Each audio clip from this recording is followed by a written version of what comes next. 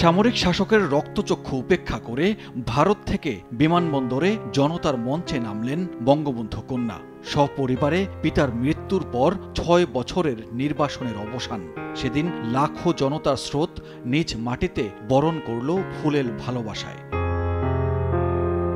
বৈরী আবহাওয়ায় বয়ে গেল ঝড়, অঝরে আকাশ কাঁদল বৃষ্টি হয়ে। কাঁদলেন বঙ্গবন্ধুর হাসু, কাঁদল লাখো মানুষ। স্বাধীন দেশে ভয়হীন এক মিছিলের নগরী রাজধানী ঢাকা। যেন সব কালো মেঘ সরে গেল, উকি দিল এক সোনালী আকাশ। অশ্রুসিক্ত নয়নে আশ্রয় চাইলেন আওয়ামী লীগ সভাপতি। সব হারিয়ে আমি আপনাদের কাছে এসেছি, আমার হারাবার কিছু নেই। হ্যাঁ, এরপর শুধু দেশের জন্য দেবার গল্প বুনে চলেছেন ৪ দশকের বেশি সময় ধরে। আন্দোলন সংগ্রাম, মানুষের দুঃখ দুর্দশায় দেশের আনাচে কানাচে ছুটে চলেছেন অবিরত।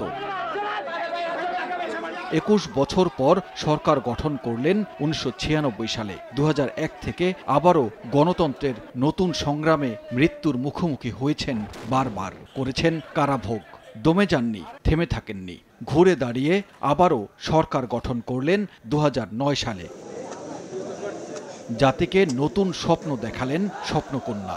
ভঙ্গুর অর্থনীতি থেকে স্বল্পোন্নত দেশ, ডিজিটাল বাংলাদেশ, তারপর স্মার্ট বাংলাদেশ। পদ্মা সেতু, মেট্রো রেল, টানেল, একে একে সব স্বপ্ন বাস্তবায়নে মালা গেঁথে চলেছেন সোনার বাংলা গড়ে তুলতে। ৫ বারের রাষ্ট্র ক্ষমতায় থেকে বিশ্ব দরবারে দেশকে অনন্য উচ্চতায় নিয়ে গেছেন বাংলার হ্যামিলিয়নের মাসিওয়ালা শেখ হাসিনা। আমরা যখন শেরেবাংলা নগরে আসলাম তখন স্টেজ তো ভিজা বৃষ্টিতে।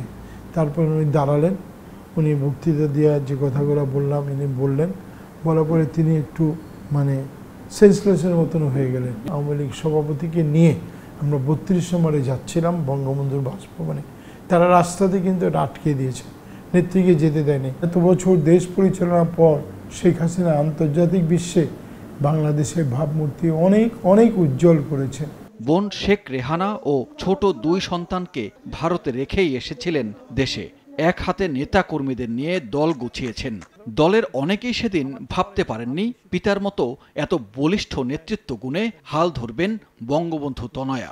একটা দেশের সম্পদ থাকলে হয় না, সম্পদ ব্যবহার করে এটাকে পরিবর্তন করার জন্য একটা নেতৃত্ব দরকার।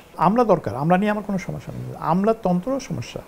একটা হচ্ছে শেখ হাসিনাকে বুঝতে হবে কার তার বন্ধু, কার তার ভালো চায়, কারা নিজের স্বার্থে তার পাশে ঘুরফির করে।